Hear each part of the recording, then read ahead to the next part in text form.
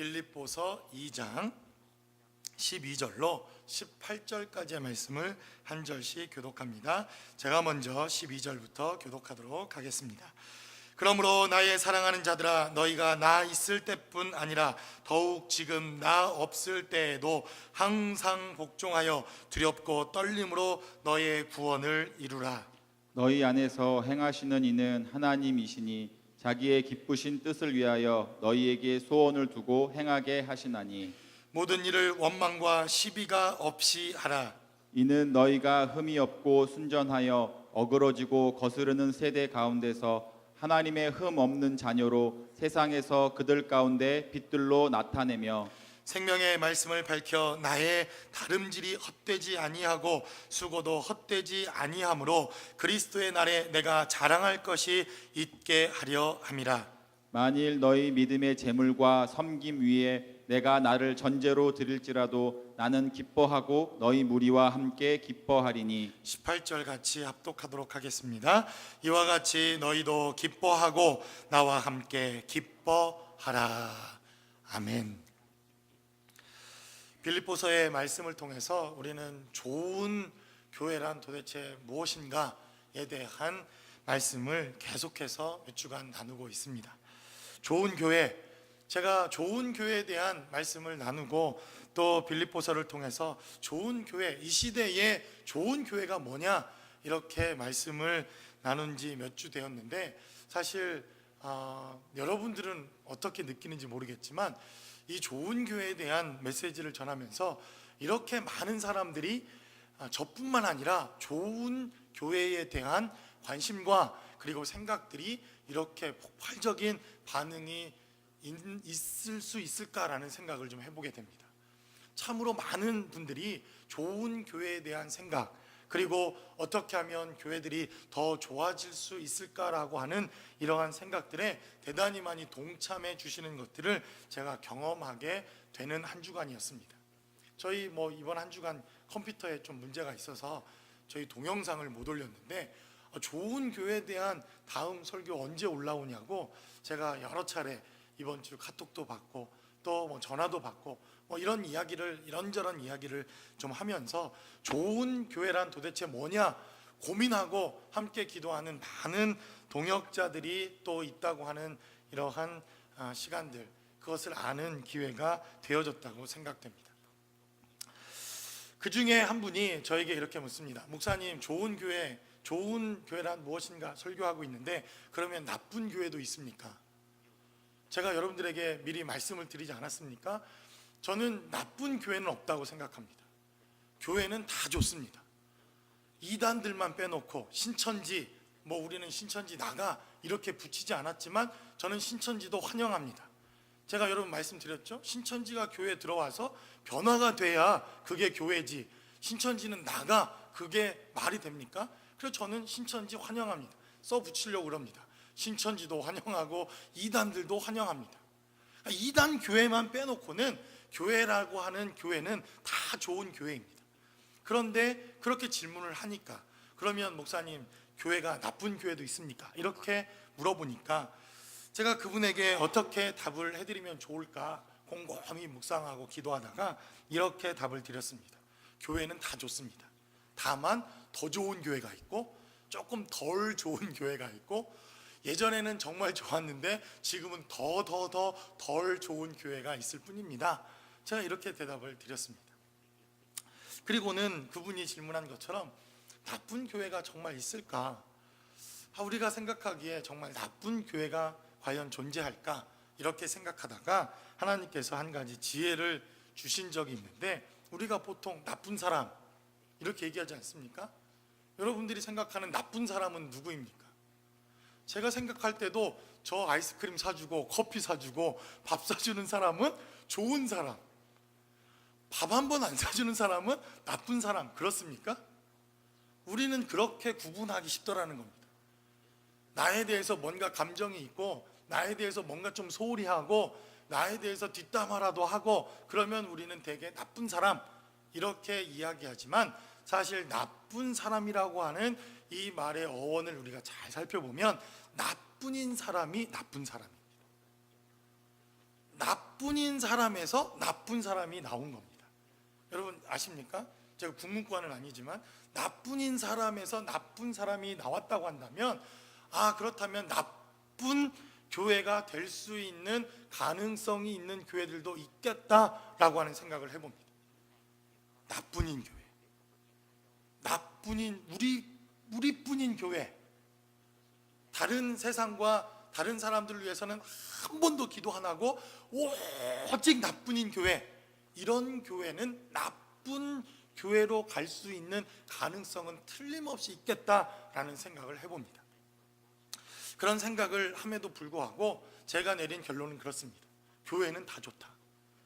이단들만 빼놓고 단지 옛날에 좋았는데 그 옛날만큼 좋지 않는 교회들이 있을 수 있고, 우리는 조금 더 좋은 교회가 무엇이냐, 이것을 고민해 볼 필요가 있다라고 하는 그러한 생각에서 이 빌립보서라고 하는 말씀을 통해서 우리는 좋은 교회란 도대체 무엇이냐, 사도 바울이 마지막 그의 삶의 자리에서 그의 목숨과도 바꾸면서 그의 목숨을 다하면서 빌립보서라고 하는 이 편지를 쓰면서 좋은 교회가 되어달라고 부탁하고 있었던 그 부탁은 무엇인지, 그리고 이 부탁을 통해서 이 시대에도 우리에게 좋은 교회가 필요하다고 한다면, 우리가 섬기고 있는 제자들 교회, 우리가 세워나가고 있는 이 교회가 조금 더 좋은 교회가 될 수는 없을까라고 하는 고민을 우리가, 저와 여러분들이 말씀을 통해서 몇 주간 계속하고 있는 것을 우리는 이 말씀을 통해서 나누고 있다는 것입니다. 그러므로 우리는 사도 바울이 증거하고 있는 이 빌립보서를 통해서 바울이 증거하고 있고, 그리고 사도 바울이 빌립보 교회에게 다시 한번 부탁하면서 좋은 교회가 되어달라고 하는 이 메시지를 통해서 이 시대에도 필요한 조금 더 좋은 교회, 그래도 조금 더 나은 교회, 보다 더 좋은 교회는 어떤 교회일까라고 하는 이러한 주제를 가지고 우리가 좋은 교회를 지향하는 이러한 삶의 자리까지 함께 신앙생활할 수 있는 삶의 자리가 되었으면 하는 바람으로 우리는 이 말씀의 삶의 자리에 함께 예배를 드리는 공동체로 세워가고 있다는 것입니다. 그러므로 성경이 이야기하고 있는 좋은 교회는 무엇입니까? 사도 바울이 계속해서 좋은 교회가 되어달라고 부탁하고 있는 이 본문의 말씀을 통해서 이 시대의 좋은 교회란, 그리고 정말 더 나은 교회가 되기 위해서 우리에게 필요한 것은 무엇이라고 성경은 우리에게 증거합니다. 첫 번째로 성경은 우리에게 증거하기를 바로 좋은 교회는 일관성이 있는 교회다, 이렇게 증거하는 것을 보게 됩니다. 우리 오늘 본문이 기록하고 있는 메시지를 살펴보면 12절은 기록하기를 그러므로 나의 사랑하는 자들아 너희가 나 있을 때뿐 아니라 더욱 지금 나 없을 때에도 항상 복종하여 두렵고 떨림으로 너희의 구원을 이루라 라고 성경은 이렇게 증거합니다. 사도 바울은 빌립보 교회를 향해서 일관성이 있는 교회, 늘 한결같은 교회가 좋은 교회일 수 있다, 이렇게 증거하는 것을 보게 됩니다. 여러분, 일관성, 한결같다고 하는 것은 무엇을 의미합니까? 태도나 방법이나 혹은 어떤 우리의 결정이나 우리의 삶의 방법에 있어서 시간과 공간이나 어떠한 사람의 차별이나 이런 것 없이 우리가 항상 동일한 삶의 태도를 취하는 것, 우리는 이것을 일관성이다, 이렇게 이야기할 수 있을 것 같습니다. 다른 말로 하면 한결같은 사람. 어제는 너무 좋은 사람인데 오늘은 인사 한번 하기 어려운 사람들 있지 않습니까? 우리 한번 옆 사람 좀 한번 보십시오. 늘 한결같아야지. 어제는 생글생글 웃다가 오늘은 완전히 그냥 도끼 눈을 한 것 같이 이렇게 바라보는 사람, 우리는 그런 사람을 한결같은 사람이라고 말하지 않습니다. 옛날 우리 할머니가, 우리 할머니의 언어적 표현으로 빌려 쓰자면 헬라삐딱, 저거는 삐딱구두를 삶아 먹었나 헬라삐딱, 이게 옛날에는 무슨 말인지 몰랐는데 헬라삐딱, 이런 사람들이 너무 많더라고요. 어제까지만 해도 분명히 좋은 사람이었는데, 어제까지만 해도 너무나도 좋은 사람이었는데 오늘 갑자기 전화하면 왜 전화했냐부터 시작해서 아니 도대체 종잡을 수 없는 이런 사람들, 우리는 이런 사람들을 좋은 사람이라고 말합니까? 좋은 사람이다 이렇게 말하기에는 뭔가 조금 부족함이 있는 사람이다 이렇게 생각되어집니다. 그래서 이 일관성이라고 하는 것, 늘 좋은 사람이기가 얼마나 힘든 것인지 우리는 너무 잘 압니다. 저도요 늘 좋은 목사이고 싶습니다. 여러분들에게 정말 늘 좋은 목사이고 싶죠. 늘 축복하고 늘 기도하고, 그리고 어떻게 해서든지 여러분들에게 좋은 목사이고 싶어서 사실은 노력을 안 하는 건 아닙니다. 그런데도 막 설교하다가 막 분통이 터지고 설교하다가 막 소리 지르고, 한결같이 여러분들에게 좀 좋은 목사, 저도 좀 제 설교를 제가 가끔 듣는데 저도 좀 예쁜 단어를 좀 쓰고 좋은 말로 이렇게 여러분들에게 설교를 좀 하면 좋겠는데, 왜 이렇게 그냥 마음이 급하고 어떨 때는 분통도 터지고 어떨 때는 화도 나는지. 사실 한결같다, 우리가 일관성이 있다 이럴 때는 좋은 쪽보다는 나쁠 때가 훨씬 많습니다. 저는 나쁜 쪽으로는 항상 일관성이 있습니다. 얼마나 자주 화내고 얼마나 승질을 부리고 얼마나 혈기왕성하게 제 멋대로 살아가는지, 우리가 항상 일관성, 늘 한결같다 이렇게 이야기할 수 있는 교회, 그리고 성도라면 참 좋은 교회요, 좋은 성도다, 우리는 그렇게 생각해 볼 수 있다는 것입니다. 늘 기도하고 늘 큐티하고 늘 하나님 앞에 헌신하고 하나님 앞에 기도하고 전도하기를 늘 한결같이 할 수 있는 사람이라고 한다면, 우리는 보통 일반적으로 그래도 그 사람 신앙생활 잘하는 사람이다, 신앙생활 잘하는 교회다, 신앙생활 잘하는 공동체다, 이렇게 이야기해 볼 수 있다는 것입니다. 바로 사도 바울은 우리에게 증거합니다. 내가 있거나 혹은 내가 없거나 너희는 동일한 마음으로 항상 복종하고 두렵고 떨림으로 너희 구원을 이루라 라고 사도 바울은 우리에게 증거합니다. 그러니까 오늘 성경이 이야기하고 있는, 사도 바울이 이야기하고 있는 이 성경의 원리를 가져와서 우리가 일관성이라고 하는 것을 다시 한번 정의하거나 혹은 재해석해 본다면, 우리는 일관성이라고 하는 것을 이렇게 정의해 볼 수 있다고 생각되어집니다. 사람이 있거나 사람이 없거나, 누가 나를 보거나 누가 나를 보지 않거나 나인 사람, 그것이 바로 일관성이다, 사도 바울은 이렇게 증거하고 있는 것을 보게 됩니다. 빌립보라고 하는 교회는 사도 바울이 세웠던 교회요, 그가 개척했던 교회라고 하는 것을 잘 압니다. 그러나 이제 사도 바울은 그가 빌립보에서 목회를 하고 있지 못하고 그는 로마라고 하는 감옥에서 죽음이라고 하는 것을 눈앞에 두고 있는 이러한 마지막 순간을 맞이하게 됩니다. 그랬더니 어떤 사람이 생겨난 겁니까? 한결같이 하나님 앞에 순종하거나 말씀대로 살던 사람들도 있었지만, 아까 얘기했듯이 헬라페탁한 사람들, 싹 뒤집어 엎는 사람들, 바울이 없네, 바울의 리더가 없네, 이제 하나님이 세우신 목회자가 없네 하는 그 순간 헬라페탁하는 사람들이 빌립보 교회도 있더라, 성경은 이렇게 증거하더라는 것입니다. 성경이 이야기하고 있는 일관성에 대한 삶의 모습들을 보여줬던 대표적인 사람이라고 한다면, 저는 요셉이라고 하는 사람이라고 생각되어집니다. 그는 17살 되던 해에 형들의 손에 의해서 보디발이라고 하는 사람의 집에 종으로 팔려갑니다. 여러분, 얼마나 분통이 터졌겠습니까? 다른 사람도 아니고 형의 손에 의해서 노예로 팔려갔으니 그 마음에 있는 이 마음의 상처, 그리고 형들에 대한 복수심, 그리고 자신의 삶에 대한 한없는 비판과 그리고 끊임없는 자괴감이 그 마음 가운데 있었을 것입니다. 그런데 이 요셉이라고 하는 사람은 어떤 사람입니까? 정말 한결같은 사람입니다.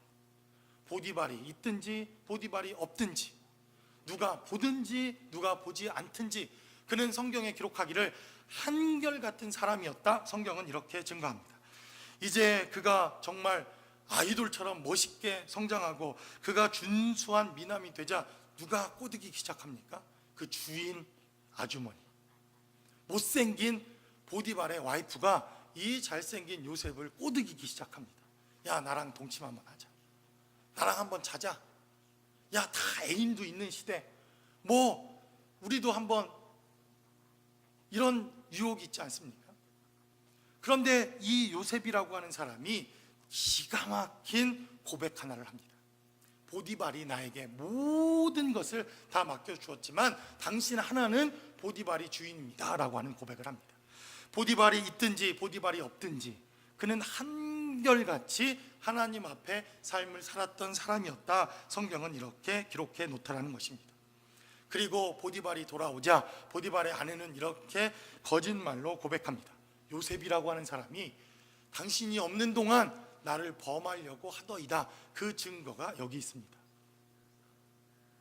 그리고 그 옷을 보여주지 않습니까? 여러분 같으면 어떻게 하겠습니까? 그냥 당장 요셉을 죽여도 되는 이 순간에 이 보디발이라고 하는 사람은 요셉을 감옥에 집어넣습니다. 왜 집어넣습니까? 아는 겁니다. 보디발도 보디발의 아내, 자신의 아내가 요셉을 유혹했다는 것을 알기에 죽이지 않는 것입니다. 제가 여러분들에게 일전에 설교를 통해서 말씀드린 적이 있었죠.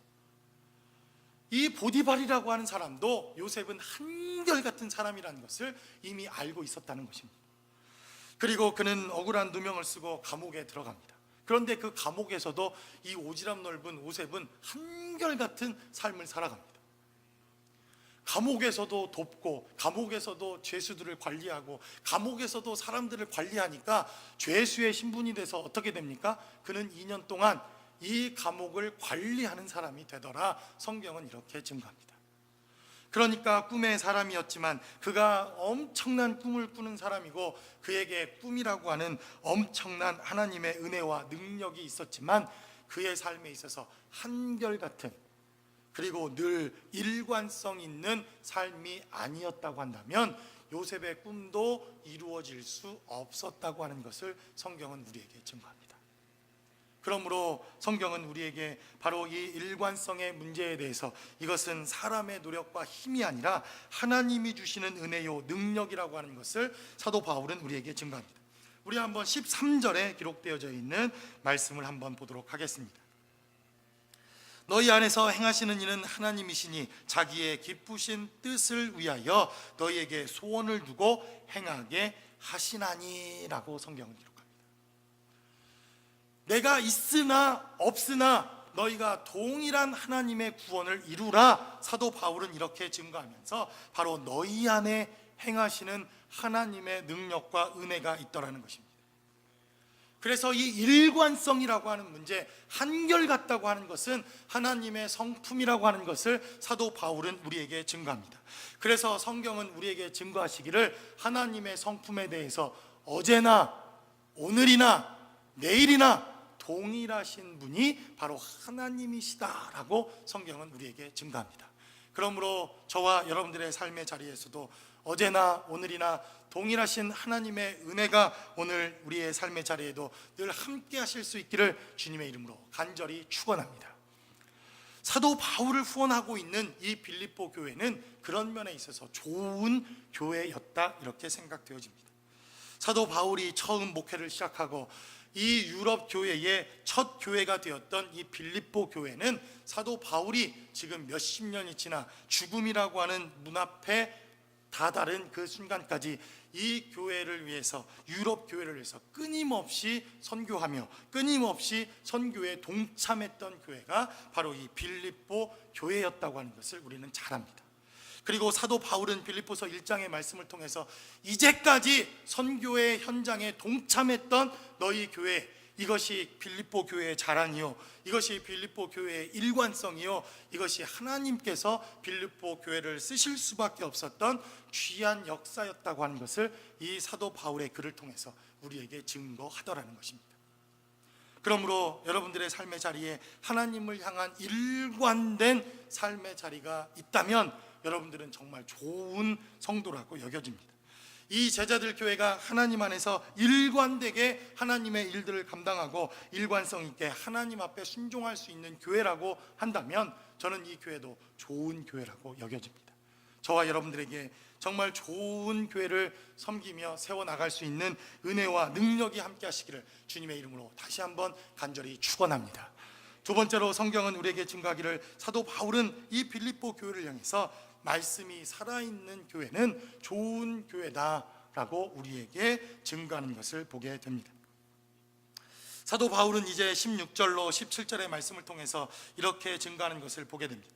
생명의 말씀을 밝혀 나의 다름질이 헛되지 아니하고 수고도 헛되지 아니하므로 그리스도의 날에 내가 자랑할 것이 있게 하려 함이라 라고 성경은 우리에게 증거합니다. 사도 바울이라고 하는 사람은 바로 이 일관성이라고 하는 것, 하나님 앞에서 한결같다고 하는 것은 바로 하나님의 말씀에 바탕이 되어지고 말씀이 살아있는 삶이기에 가능하다, 이렇게 증거하고 있는 것을 보게 됩니다. 여러분, 사도 바울은 어떤 사람입니까? 성경의 반 이상을 기록한 사람입니다.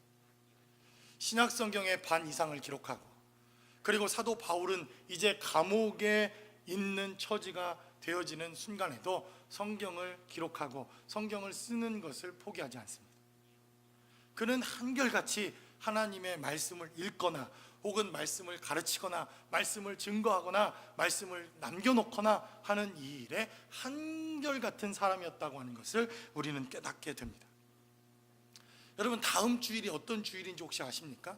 다음 주일 신문지상이나 광고에도 많이 나오는데, 다음 주일은 마틴 루터가 종교개혁을 한 500주년이 되는 바로 종교개혁 500주년 기념주일입니다. 그래서 소위 개신교회라고 하는 모든 교단의 교회들은 종교개혁 500주년 기념교회 예배로 그렇게 예배를 드리는 그러한 주일이 바로 다음 주일입니다. 여러분들 잘 아시죠? 종교개혁을 했던 마틴 루터, 그 사람은 이 복음에 대해서 또 하나님의 말씀에 대해서 잘못 가르치고 있는 이러한 원리들에 대해서 반박문을 기록하면서 종교개혁을 했던 사람입니다. 근데 하루는 마틴 루터가 계단으로 막 기어 올라가면서 무릎팍이 다 까지고 피가 막 흐르고, 그리고는 곰곰이 생각이 되더랍니다. 아니, 도대체 이것과 구원이 무슨 관계가 있을까? 여러분 아시죠? 이 아주 엄청난 계단을 무릎팍으로 기어 올라가야 회개가 된다고 가르쳤던 구교회의 모습들, 그리고 여러 가지 성례전들과 여러 가지 과정들을 거쳐야만 구원받는 거다, 이렇게 잘못 가르치고 있었던 바로 그때에 이 마틴 루터라고 하는 사람이 종교개혁을 시작합니다.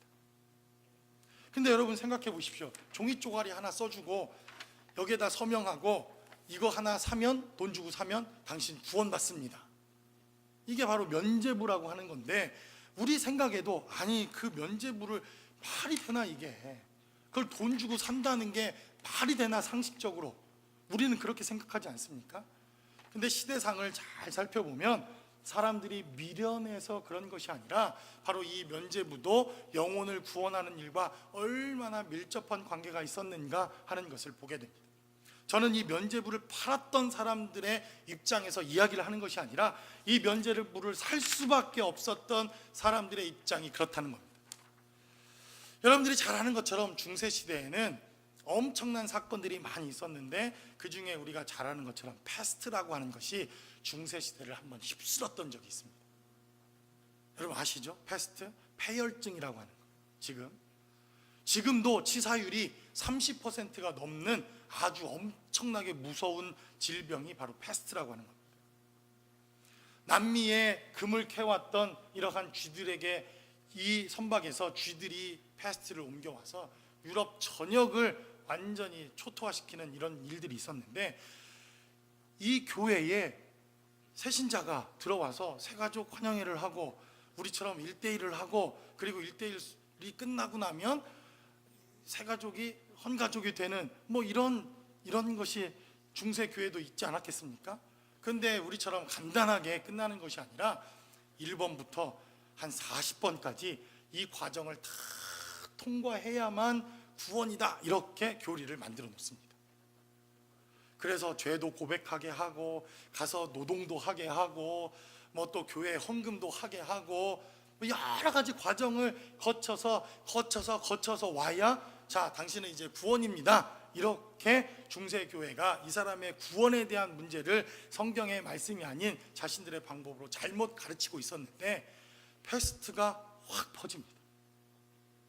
그러니까 어제 와서 세가족 1대1 하던 한 사람이 그냥 다 죽어버린 겁니다. 오늘. 그러니 교회가 이 사람 구원이 있습니다. 당신 세례 받았으니 구원이요, 침례 받았으니 구원이요, 이렇게 하기 전에 죽어버린 겁니다. 어떡합니까? 그랬더니 어떤 아주 능숙한 복음 전도자가 이 사람들에게 구원이 있다고 가르치자 이렇게 시작합니다. 그리고는 설교하기를 이 사람들이 이제 구원의 문턱에 가까이 다가왔는데 그 구원의 문턱에서 아깝게 죽어서 천국에 가지도 못하고 지옥에 가지도 못하는 상황이 되었다. 이 사람이 구제만 끝났으면, 이 사람이 교회에 헌금하는 것만 끝났으면, 이 사람이 이것만 끝났으면 천국에 갈 수도 있었는데, 그리고는 설교하다 말고 울기 시작합니다. 아이고, 이 면죄부 하나만 사도 이 사람은 구원 받을 텐데. 그러니 가족 입장에서는 내 부모가, 내 형제가, 내 친구가, 내 자녀가 구원을 못 받았다고 하니 여러분 같으면 사겠습니까? 안 사겠습니까? 이렇게 시작된 면죄부 때문에 사실 유럽 중세교회는 엄청난 복음에 대하여, 구원에 대하여, 성경 말씀에 대하여 잘못된 가르침이 있었다는 것을 보게 됩니다. 바로 그때 말씀으로 돌아가자 하나님의 말씀을 무릎팍이 탁 깨져서 울고 있던 마틴 루터가 로마서를 보니 믿음으로 구원받는구나 라고 하는 것을 성경이 가르쳐 주더라는 겁니다. 그런데 이 성경을 가르치려고 하니 예전 라전어, 우리 신학생들도 좀 있는데 히브리어, 헬라어 공부하다가 신학 공부 포기하는 분들이 반쯤 됩니다. 진짜 그렇습니다. 저도 히브리어 공부하다가 때려칠 뻔했습니다. 에이, 목사 안 되고 말지. 얼마나 어려운지 아십니까? 그런데 예전에는 그거보다 더 어려운 라틴어라고 하는 그러한 글자로 성경이 쓰여졌습니다.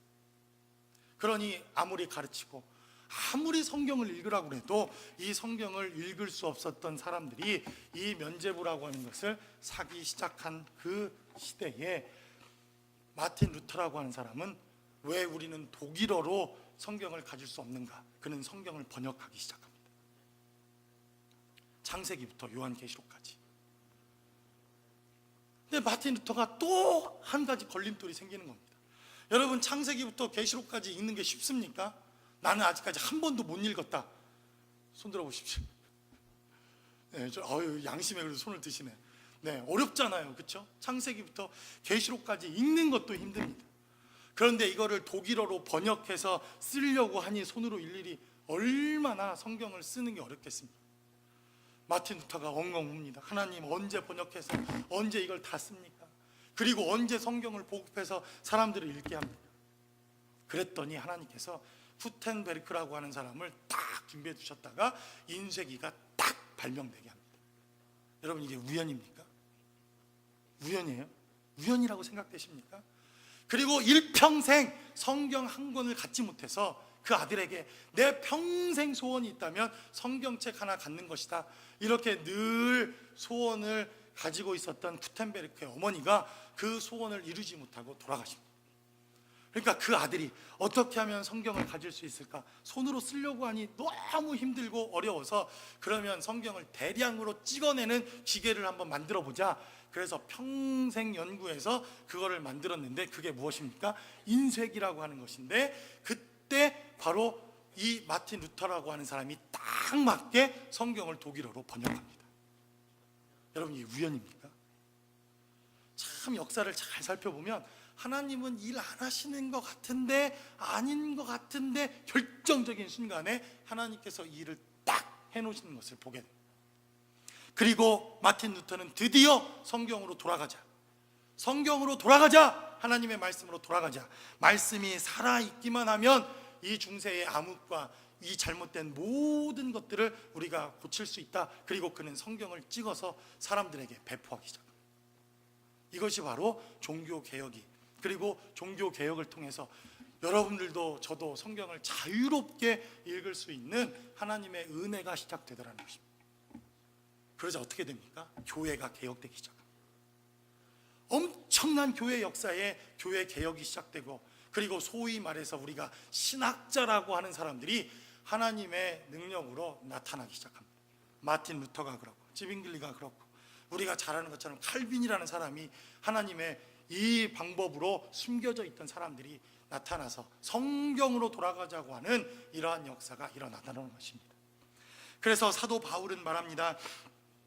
내가 이렇게 하나님 앞에 헌신하며 그리고 지금까지 다른 박질하여 헛되지 아니하고 돌아올 수 있었던 이유가 있었다면 말씀이 자신의 삶의 중심이었다는 겁니다. 말씀으로 늘 그는 하나님의 일이 무엇인가, 내가 무엇을 해야 하는가, 하나님의 교회를 위해서 내가 해야 할 일이 무엇인가, 오직 말씀이 가르치는 대로 그의 삶의 자리에 함께 했더라. 그는 그렇게 고백합니다. 그리고 빌립보 교회를 향해서 이 말씀을 또 소개하는 것으로, 이 말씀을 남겨놓는 것으로, 이 말씀을 기록해 놓는 것으로 하나님의 교회가 좋은 교회가 될 수 있다고 하는 것을 우리에게 증거하더라는 것입니다.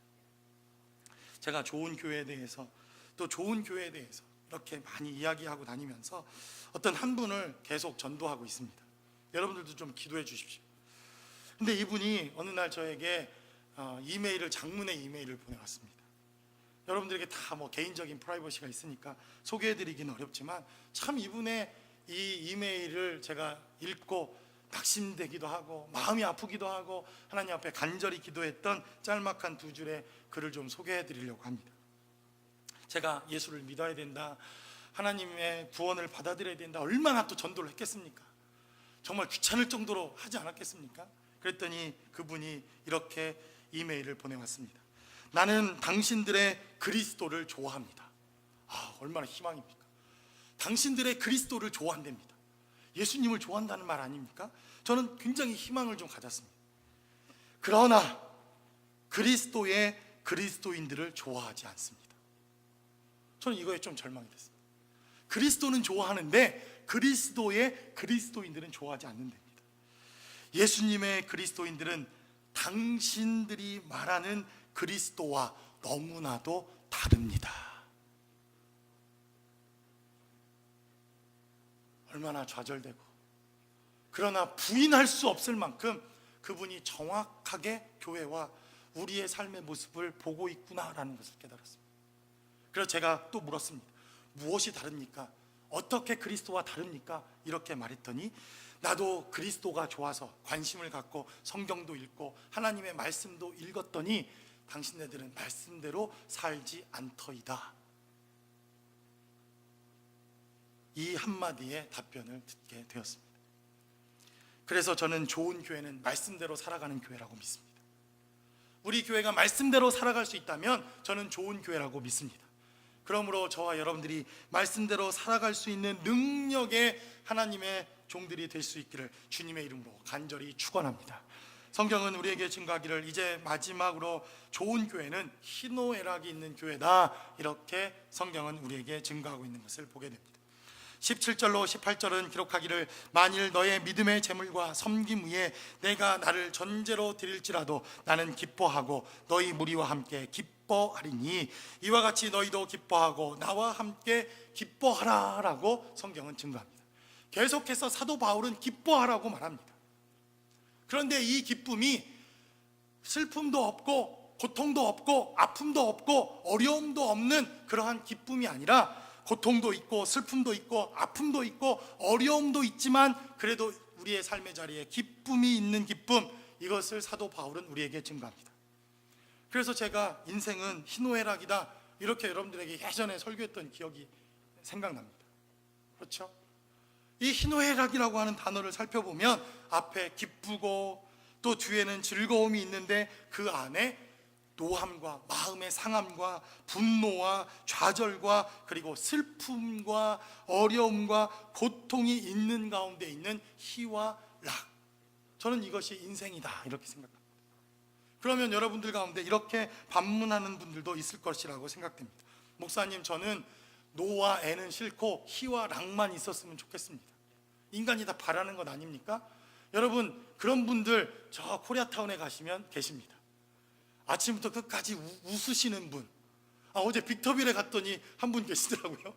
그분도 우리가 성경 공부하는데 뭐가 좋은지 계속 웃으십니다. 계속. 그런 분들에게 우리가 배울 것 한 가지는 있지 않습니까? 그런 분들은 암이 없으십니다. 여러분, 살짝 이렇게 예전에 이렇게 살짝 좀 가신 분들이 암 걸려 죽었다, 여러분 이런 얘기 들어보신 적 있습니까? 오늘도 희죽희죽 웃고 다니면 여러분 암은 안 걸립니다. 그런데 인생이 그렇더냐? 성경도 우리에게 증거합니다. 우리에게 고난과 기쁨이 늘 우리의 삶의 자리에 기쁨이 있어라 이렇게 이야기하지만 고난이 없을 것이다 말하지 않습니다. 아픔이 없을 것이다 말하지 않습니다. 어려움이 없을 것이다 이렇게 이야기하지 않습니다. 성경은 우리에게 고난이 있고 아픔이 있고 어려움이 있고 우리의 삶에 좌절이 있지만 그래도 기쁨을 선택해라 이렇게 증거합니다. 17절은 기록하기를 만일 너의 믿음의 재물과 섬김 위에 내가 나를 전제로 드릴지라도 라고 사도 바울은 고백합니다. 여러분, 전제라고 하는 것이 무엇입니까? 희생의 양을 드리고 희생의 소를 드리고 하나님 앞에 모든 것을 드리고 난 이후에 가장 값비싼 포도주를 하나님의 전에 뿌리고 그 포도주를 다 태우는 제사가 바로 이 전제라고 하는 제사입니다. 포도주는 그런데 언제 드립니까? 여러분, 이 포도주라고 하는 것, 포도의 알갱이가 완전히 으깨져서 아주 씨와 그리고 이 껍질과 알갱이가 다 터져서 완전히 문드러져서 그렇게 만들어지는 것이 바로 포도주입니다. 그래서 포도주를 드린다고 하는 것은 하나님, 내가 이렇게 되어도 하나님 앞에 헌신하겠습니다 라고 하는 헌신의 제사가 바로 이 전제라고 하는 제사입니다. 사도 바울은 말하기를 나를 전제로 드릴지라도 내가 완전히 하나님 앞에 가루가 남지 않을 만큼 나의 인생은 완전히 부서지고 하나님 앞에 드려져도 나는 기쁨을 선택하겠다, 사도 바울은 이렇게 고백합니다. 그래서 좋은 교회는 고통이 없는 교회가 아닙니다. 좋은 교회는 아픔이 없는 교회가 아닙니다. 좋은 교회는 어려움과 고난을 만나지 않는 그러한 인생이 아니라 어려움 속에서도 우리가 전제로 우리의 삶을 드려야 하는 상황 속에서도 그래도 나는 기쁨을 선택하는 것, 이것이 바로 좋은 교회다. 성경은 이렇게 증거합니다. 어느 분이 인생을 참 이렇게 정의하는 것을 보고 제가 무릎을 쳤던 기억이 있습니다. 인생은 B와 D 사이랍니다. 알파벳 B와 D. 태어나는 것, birth, 그리고 죽는 것, death. 그 사이랍니다. 야, 참 인생 쉽다, 여러분 생각하지 않습니까? B에서 D 사이로 가는 것 아닙니까? 그런데 그 사이에 C가 있는데 choice, 무엇을 선택하느냐? 태어나서 죽는 그 순간까지 무엇을 선택하며 살아갈 것인가 하는 것이 인생이라고 우리에게 누군가가 그렇게 말하고 있다면 바로 인생의 고난과 인생의 아픔과 인생의 어려움과 인생에서 누릴 수 있는 많은 희노애락 속에서 우리는 하나님이 주시는 기쁨을 선택하겠다고 결단하는 것, 저는 이것은 좋은 인생이라고 여겨집니다. 그리고 이럴 수 있는 공동체라면 저는 좋은 교회라고 믿습니다. 저와 여러분들의 삶의 자리에서 이러한 기쁨이 날마다 넘치는 좋은 교회를 세워나가실 수 있는 저와 여러분들이 되시기를 주님의 이름으로 간절히 축원합니다. 좋은 교회는 그래서 일관성이 있는 교회다, 사도 바울은 말합니다. 그 일관성은 바로 하나님의 말씀 위에 있었고 그 말씀 때문에 천년 전 교회나 지금 교회나 천년 후 교회나 우리는 동일한 하나님의 말씀을 통해서 구원과 능력을 경험할 뿐만 아니라 어제나 오늘이나 천년 후나 동일하신 하나님을 통해서 우리는 하나님의 자녀가 될 수 있다고 하는 것을 성경은 우리에게 증거합니다. 그러므로 이러한 하나님의 은혜 때문에, 하나님의 말씀 때문에, 하나님이 주시는 능력 때문에 저와 여러분들이 오늘도 이 기쁨을 선택하실 수 있는 그러한 공동체와 교회가 되실 수 있기를 주님의 이름으로 간절히 축원합니다. 기도하겠습니다. 우리 시간 기도할 때 하나님은 우리에게 말씀하시기를 어제와 오늘과 내일이 동일하신 하나님이다 우리에게 말씀하시는 것을 보게 됩니다. 바로 그 하나님의 사랑 때문에, 바로 어제나 오늘이나 내일이나 천년 전이나 천년 후나 오실 그날까지 동일하신 하나님의 은혜 때문에 우리는 그 은혜로 구원받고 그 은혜로 동일하신 하나님의 생명을 체험하고 경험하게 됩니다. 하나님, 좋은 교회 되게 하시고 좋은 가정 되게 하시고 좋은 인생 되게 하시고 우리 삶에 좋은 것들로 채우시는 하나님의 은혜가 늘 우리 가운데 함께 할 수 있게 해달라고, 하나님의 교회에 이러한 좋은 하나님의 능력의 역사가 늘 함께 할 수 있게 해달라고 우리 시간 다 같이 한 목소리로 기도하겠습니다.